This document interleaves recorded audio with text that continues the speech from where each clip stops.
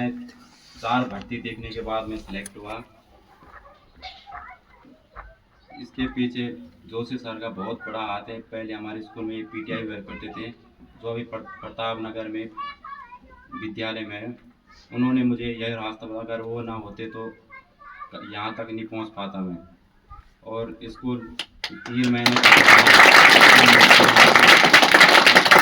शुरू दिन में मुझे यहाँ 3 महीने तक ट्रेनिंग की, सुबह शाम, और खाना रहना पीना मैं यहीं रहता था। जैसे जो नीचे किचन है वहाँ मैं और एक मेरा दोस्त था जगत राम नोटियाल, वो अभी एयरफोर्स की कैंटीन में जॉब कर रहे हैं। इसके पीछे मेरा बचपन से सपना था कि मैं भारतीय सेना में जाऊं। इसके लिए मैंने 2022 से कड़ी मेहनत की। जब मैं पहली बार भर्ती में बाहर हुआ तो मैं 3 टाइम रनिंग करता था।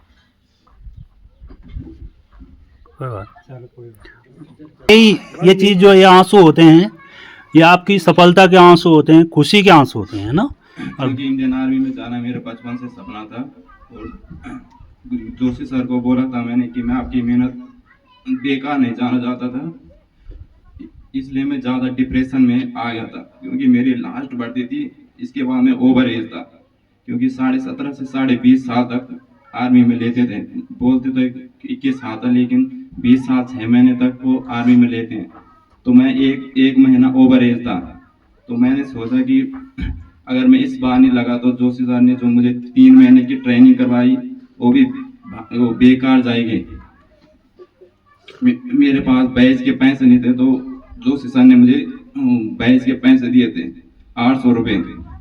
और मैं आर्मी स्टडी ऐप से मैं पढ़ाई करता था सुबह शाम।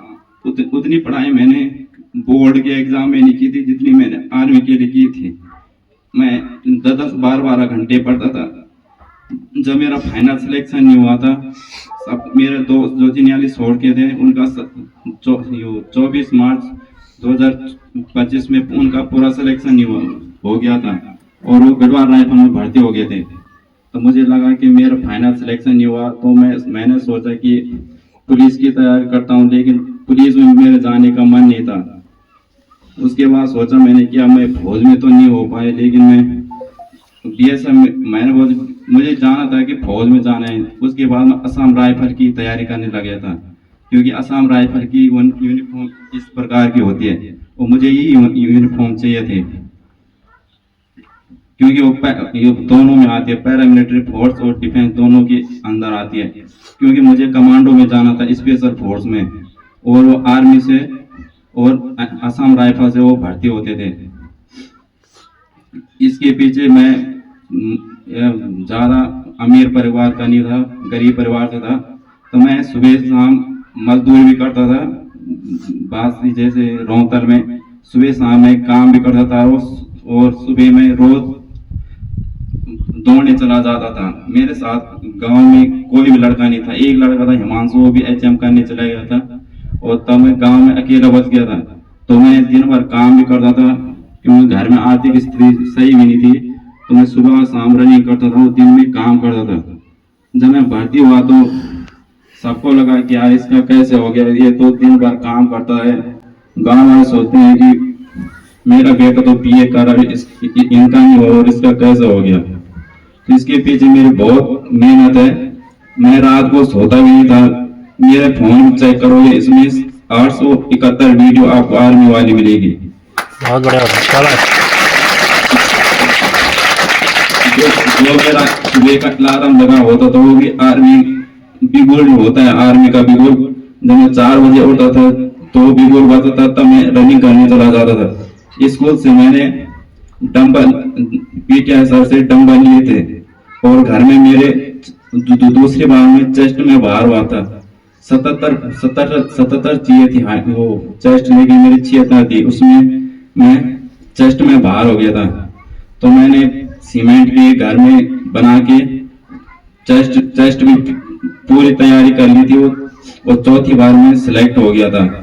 पहली बार में रनिंग में बाहर हुआ, दूसरी बार में चेस्ट में बाहर हुआ था, तीसरी बार में आईटीबी की फाइनल में बाहर हुआ था, और चौथी बार में फाइनल सिलेक्ट हुआ था।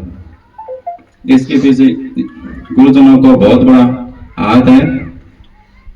और खासकर जो हमारे पीटीआई सर थे, उनकी वजह से मैं आज यहाँ तक पहुँच पाया हूँ। अगर वो ना होते तो कहा यहाँ तक पहुँच भी नहीं पाता। उन्हीं के रेजिमेंट में, महा रेजिमेंट में मेरा सेलेक्ट हुआ और सर ने मुझे अपनी यूनिट में भेजा है 12 महार। क्या बात है। और मेरी यूनिट अभी पश्चिम बंगाल में दार्जिलिंग, और 1.5 साल बाद वो विदेश चली जाएगी कांगो देश में।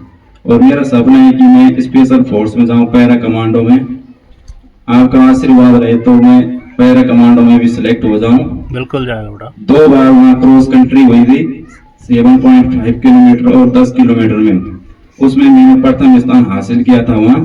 तो मुझे और वेपन ट्रेनिंग में राइफल को खोलने जोड़ने में मेरा टाइम 25 सेकंड था। राइफल इंसास राइफल का, उसमें मैं सेकंड स्थान में रहा एमआरसी के अंदर। और जैसे आर्मी में ब्रीफिंग होती है मानचित्र में, उसमें मेरा स्थान 5वां स्थान हो रहा था, टॉप 10 में 5वां स्थान। बहुत बढ़िया, बहुत बढ़िया, धन्यवाद। हमारा जो ये सत्र है, इस सत्र के जो विशेष आकर्षण के जो केंद्र है, हमारे जो छात्र हैं आशीष कुमार। पहले तो बेटा पूरे विद्यालय परिवार की ओर से आपको ढेर सारी शुभकामनाएं कि आपका जो चयन है भारतीय सेना में हुआ है। एक बार जोरदार तालियों से।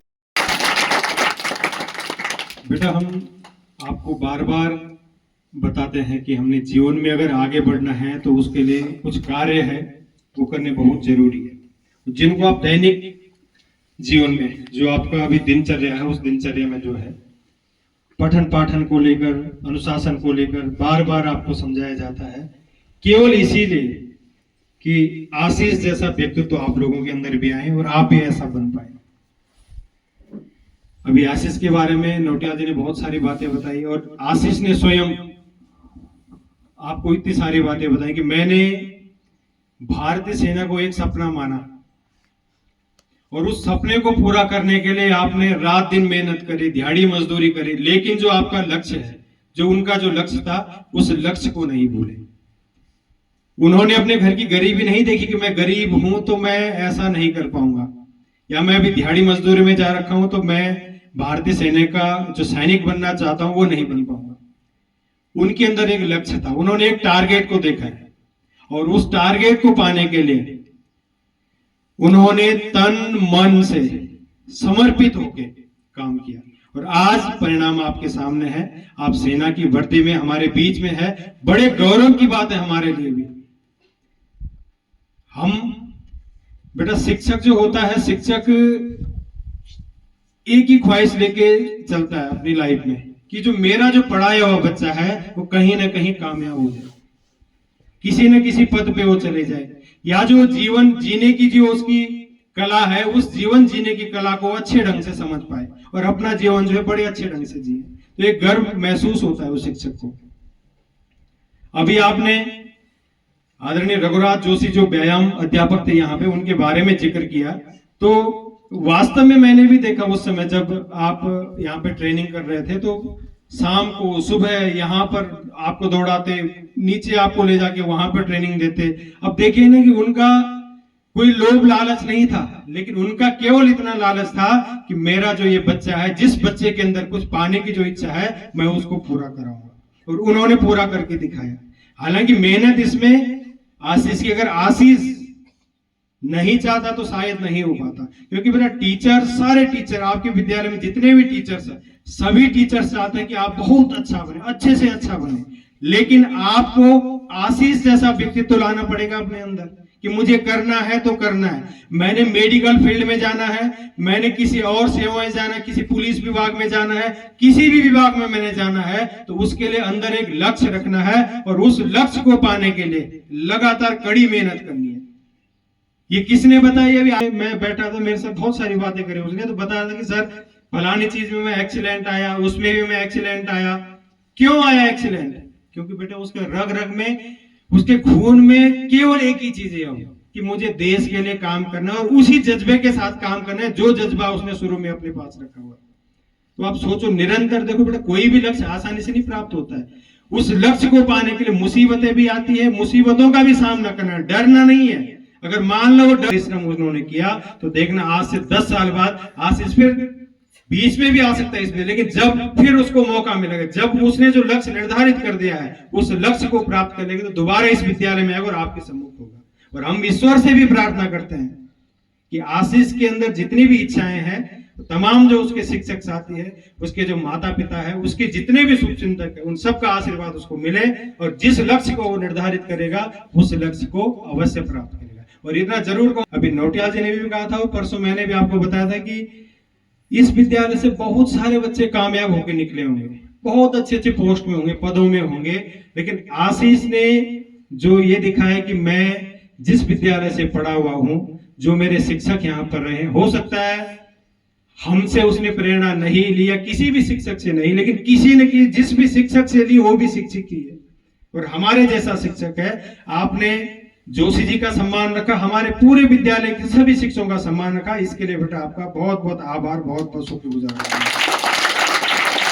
अगर आशीष के जैसा जज्बा आपके अंदर हो जाए तो हम 1000 क्या 50,000 क्या 2 लाख रुपए भी आपके ऊपर खर्च कर सकते हैं, पर आपने अगर लक्ष्य निर्धारित कर दिया और उसके लिए अगर मेहनत से लग गए आप लोग, तो यही कहूंगा बेटा कि आप लोग आशीष से प्रेरणा लेंगे, मन में घर में जाके बिल्कुल शांत मन से निष्कर्ष निकालेंगे कि मुझे कुछ न कुछ टारगेट बनाना है और जीवन में कुछ न कुछ करना है। और आप भी, हो सकता है हम शिक्षक लोग उस समय न हो यहाँ पे, जो भी उस समय शिक्षक होंगे, आप भी जॉब लगने के बाद, कामयाब होने के बाद अपने विद्यालय में आएंगे।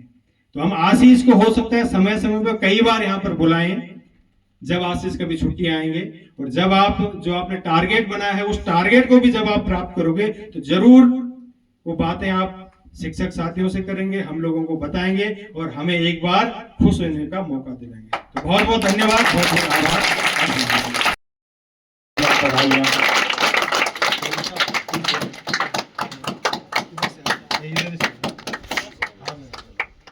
तो ये मोमेंटो है आशीष को विद्यालय उद्धार कमेटी की तरफ से, जो उद्धार कमेटी हमेशा उनके दिलों में रहे और ऐसे ही वो समय समय पर हमारे विद्यालय में आते रहे और